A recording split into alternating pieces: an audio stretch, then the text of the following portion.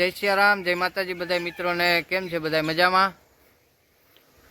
લગભગ તો બધા મજામાં જઈ છે. આવાના વરસાદ પાણીનું વાતાવરણ સારું છે. આજે હમણાં 2 દી થયા પાછું વરસાદી વાતાવરણ થઈ ગયું છે. લગભગ તો આમાં બધા આનંદમાં જાય છે, પણ એક ઉપાધિવાનું હોય છે કે આવાનું બધી શું છે કે વરસાદી માહોલ હોય એટલે નેદકામ ને ખેતરમાં કંઈ થાય નહીં, હાથીઓ હાલતા ન હોય એટલે માંડવીમાં કૂચો જોર કરી જતો હોય. એ એક ઉપાધિ છે બધાને. બાકી જો કે આ વરસાદ પડે સારું જ છે બધાને. એ લીલા લેર છે. હા, હું બીજી 2-3 મોસમો લઈ શકે. સારું, હાલો તો હવે આપણે જરાક આ મેઇન ટોપિક ઉપર આવી જઈએ આપણા. તો સૌપ્રથમ તમારું બધાનું આપણી આ યુટ્યુબ ચેનલની અંદર હાર્દિક સ્વાગત કરું છું મિત્રો. અને તમે બધા આપણી આ યુટ્યુબ ચેનલને બહુ ઝાઝો સપોર્ટ કરો છો, એ બદલ હું બધાનો ખૂબ ખૂબ આભાર માનું છું. તો ઇંગ્લિશમાં કહીએ તો બધાને થેન્ક યુ મિત્રો. હવે આપણા મેઇન મુદ્દા ઉપર આવીએ. આપણે આજે આ બોડીવાવ મઠની અંદરના ચોથા ભાગ તમારી સામે લઈને આવી રહ્યા છે. ચોથા ભાગની અંદર છે બોડીવાવ મઠના મહંતો, સંતો મહંતો બધા થઈ ગયા હોય એ મહંતોની ગાદી અને ધૂણાની જગ્યા આજે મારે તમને બતાવવાની છે, તમારી સામે રજૂઆત કરવાની છે મિત્રો. તો આપણા વિડીયોની અંદર તમે છેલ્લે સુધી બન્યા રહેજો. હવે આગળ હું તમને લઈ જાઉં છું આપણા મઠની અંદર મહંતની ગાદી તરફ અને ધૂણાની જગ્યા તમને બતાવું. ચાલો મિત્રો, તો વિડીયો ચાલુ રાખજો. અને હા મિત્રો, બીજી તમને એક વાત કહી દઉં કે આપણા બધા વિડીયો તો તમે જોવો છો, પણ કમેન્ટું કંઈ કરતા નથી વિડીયોમાં. તો કમેન્ટ કરીને જરાક મને જણાવતા રહેજો મિત્રો કે વિડીયો કેવાક બને છે. કાંઈ મારી કંઈ ભૂલચૂક થતી હોય તો મને કંઈ સલાહ શિખામણ આપજો કે બાપુ આ તમારી ભૂલ થાય છે, આ વસ્તુનો સુધારો કરજો. તો શું છે કે મને મોટિવેશન મળે થોડુંક અંદરથી. અને તમારા બધા ભાઈઓની બહેનોની બધાની આ વિડીયો જોતા હોય, એની કમેન્ટો આવે, એની લાઇકો આવતી હોય તો મને મજા આવે, આનંદ આવે. આગળ વિડીયોમાં નવા સુધારા કરીને આપણે તમારી સમક્ષ ઝડપથી સુધારો કરીને આપણે રજૂઆત કરીએ એ રીતના વિડીયોમાં, બરાબર? તો એ વસ્તુનું જરાક ધ્યાન રાખી મિત્રો, અને કમેન્ટ કરતા રહેજો બધાય. અને આપણી ચેનલને સબસ્ક્રાઈબ કરી દો અત્યારે ને અત્યારે જ. અને આપણા વિડીયોને લાઇક કરજો મિત્રો, જેથી કરીને મને સપોર્ટ મળે અને આપણી ચેનલ વધારે આગળ વધે મિત્રો. હાલો તો હવે હું તમને ધૂણાની જગ્યા બતાવું. જો મિત્રો, આ તમારી સામે એક ગેટ, ધૂણવાણી ગેટ દરવાજો દેખાય છે.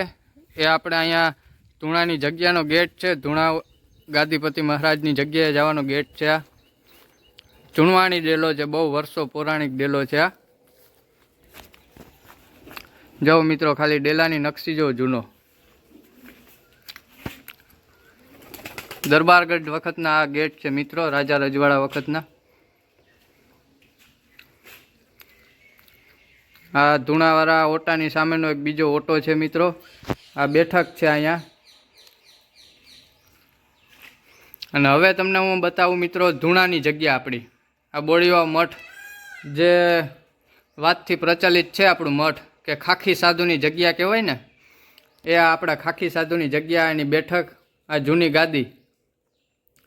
અહીંયા મહંતોની બેઠક છે મિત્રો. અત્યારે તો કોઈ ફકડ સાધુ તરીકે કોઈ રહ્યા નથી અમારા કુટુંબમાંથી. અને આ એનો ધૂણો. તો ચાલો હું તમને ઉપર જઈ અને બતાવું. જય ધૂણાવાળા બાપુ.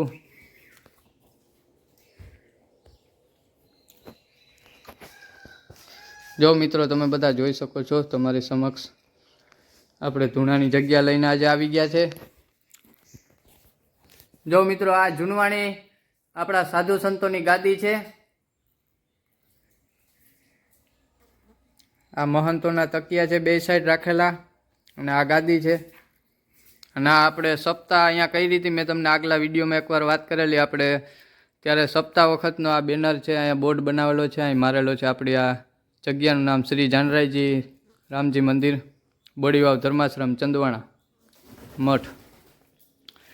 અને આ મિત્રો અહીંનો ચેતન ધૂણો કહેવાય આ જગ્યાનો. હવે આ ધૂણા વિશેની તમને વાત કરું મિત્રો, તો એ કંઈક અલગ જ છે. જે અહીંની તપસ્વી જગ્યા કહેવાય મિત્રો, કે જે પહેલાંના સાધુ તપસ્યા કરીને આ જગ્યા સ્થાપિત કરી, એ સમયનો ધૂણો છે. હવે અહીંનું એક મહત્ત્વ છે એ હું તમને કહું, અને એનું હાચ તમને કહું. આપણે ગાયોને કે કોઈ પણ ઢોરને લઈ લો મિત્રો, કોઈ પણ ઢોરને ખરવા થયો હોય ને, પગમાં ખરવા, એવું ખરવા નામનું એક રોગ થાય છે ઢોરને. તો એ ખરવા થયો હોય ને મિત્રો, એના માટે માણસો દરેક જાતના દવાખાના ફરે, ડૉક્ટરોને બોલાવે, દવાઓ લગાડે ઢોરને, પણ એનાથી કાંઈ ફેર પડતો ન હોય. તો આપણે આ જગ્યાની આજુબાજુના ગામડા છે મિત્રો, એ આજુબાજુના ગામમાં જે લોકોને જૂનવાણી માણસો, એના વડીલો હોય ઘરમાં, ને એને એ લોકોને ખબર હોય કે ભાઈ બોડીવાવ મઠની અંદર જાઓ અને ત્યાંની ધૂણાની ભભૂતિ લઈ આવો. એ લોકોને જેને ખબર હોય ને એ લોકો એમ કહે. એટલે એના છોકરા કે કોઈ પણ આવે અને અહીંયા અમારી પાસે આવીને કહે મને અથવા મારા પપ્પાને કે બાપુ અહીંથી ધૂણાની ભભૂતિ લાવવાની. એટલે આપણે કહીએ કે શું કામ હતું તમારે? તો કે અમારે ગાયને કે ભેંસને કે ખરવા થઈ ગયો છે કે, અને મટતો નથી બાપુ એ કે. એટલે અમે સીધે અહીંથી ભભૂતિ લઈ, ધૂણાવાળા બાપુનું નામ લઈ, ગાદીપતિ મહારાજનું, અને એ લોકોને એક પડીકામાં ભભૂતિ બાંધીને આપી દઈએ છે. અને થોડાક દિવસ થાય ને એટલે એ લોકો સીધા આવે પાછા, 2-4 દિવસ અઠવાડિયાની અંદર, અને ધૂપ દીવા અગરબત્તી અહીં કરી જાય. અમુક જેને જે શ્રદ્ધા હોય એ પ્રમાણે અહીંયા ધરી જાય અને આવીને સારા સમાચાર જ દે. હજી સુધી દરેક પાસેથી એવા જ રિપોર્ટ મળ્યા છે કે બાપુ સારું થઈ ગયું છે ધૂણાની ભભૂતિથી એમ. એટલે એ વસ્તુનું મિત્રો અહીં હજી સુધી આ ધૂણાનું હાચ છે કે કોઈ પણ ઢોરને કે કોઈ પણ માણસને કે કાંઈ પણ તકલીફ થઈ હોય મિત્રો, અને સાચી શ્રદ્ધાથી જો અહીંથી લઈ જાય ને ભભૂતિ, કારણ કે ખાખી સાધુની તપસ્યામાં તો કાંઈ ઘટતું ન હોય ને મિત્રો. એ જગ્યા છે, હવે તમે વિચારી લેજો. અને એ આ જગ્યાનું હાચ છે મિત્રો. બસ એનાથી વિશેષ તો આપણે બીજું હવે હું અહીંની રજૂઆત કરીએ તમારી અમે આ ધૂણાની જગ્યાની. બાકી છો અત્યારે થોડીક શું છે કે આ હાલત આ ગંભીર થઈ ગઈ છે. સામે અત્યારે તો ચોમાસાનો ભાગ છે, એટલે બાકી તો મારા પપ્પા રોજ સવારે અહીંયા પૂજા સેવા કરવા આવે, એટલે અહીંયા વરાઈ ચોરાઈ ગયું હોય, અને આ જેટલી અહીં પડદ્યું કે પડી હોય એ સીધી અહીં સાઈડમાં રાખી દે. આ ઉપરથી છે ને મિત્રો હાલત ગંભીર થઈ ગઈ છે હાવ ધૂણાની ઉપરની. આ બહુ જૂનવાણી ઓલું નાની નાની પડદીઓનું ને બનાવેલું હોય ને એ છે આ પાપડીનું. હાવ હળીને પડીને પાદર થઈ ગયું છે, હાવ બદતર હાલત થઈ ગઈ છે. હવે આનોય સુધારો કરવા માગે છે મિત્રો. આ જગ્યાનો પણ ખર્ચો બહુ વધારે થાય, કારણ કે આખો સ્લેબ ભરવા માગીએ મિત્રો તો હું તમને બતાવું, જોઈ શકો છો તમે, બહુ ઝાઝો ખર્ચો માગી છે મતલબ કે. અને આખી જગ્યાનો મિત્રો સુધારો કરવા જાય ને, આપણી બોડીમાં મઠ આખું સુધારવાનું જ છે આપણી તો એવી ઈચ્છા છે. તો એમાં તો લગભગ આશરે 50-60 લાખ રૂપિયો ભરી જાય મિત્રો. એટલે ખર્ચો બહુ છે. પણ આપણે બને ત્યાં સુધી અમારા બધા ભાઈઓ છે અહીં રહે જ, અમારો પરિવાર કુબાવત પરિવાર, એ વધારે પડતું તો અમે અમારી રીતના અંગત અમારે જે જમીનો છે અહીંયા અમારી પોતાની, એ જમીનમાં વાવીએ અને દર વર્ષે જે ઉપજ થાય એમાંથી દર વર્ષે 50,000 લાખ રૂપિયા બધા ભાઈઓ ભેગા કરી અને આ મઠની અંદર કાંઈક ને કંઈક સુધારો કરીએ. આપણે તમને આ મંદિર બતાવ્યું કેસરીનંદન હનુમાનજી, એ મંદિર પણ અમે બનાવેલું છે. પછી આ શંકર ભગવાનનું બોળેશ્વર મહાદેવનું મંદિર બનાવ્યું, એમાં પણ ઉપર ખુલ્લું હતું, એ પણ પતરા નાખીને કમ્પ્લીટ કર્યું છે. અને બાકી થોડું રંગ રોગાન અને એવું થોડું ઝીણું મોટું અમે કરતા રહીએ છીએ મિત્રો, આપણાથી બને એટલું. કારણ કે આ જગ્યામાં વચ્ચે શું છે કે મિત્રો થોડુંક આપણે અભાવને હિસાબે પડીને બધું પાદર થઈ ગયું છે. વચ્ચે થોડુંક ધ્યાન ન દેવાનું ને હિસાબે, અમુક કારણોની હિસાબે. પણ હાલે, હવે બીજું શું, દરેક જગ્યાના દાયકા હોય ને એમ કહે છે ને.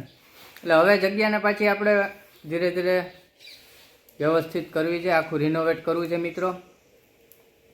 તો તમે બધા અવશ્ય ક્યારેક મુલાકાત લ્યો આ ધૂણાવાળા બાપુની, આ આખી બોડીવાવ મઠની મુલાકાત લ્યો મિત્રો.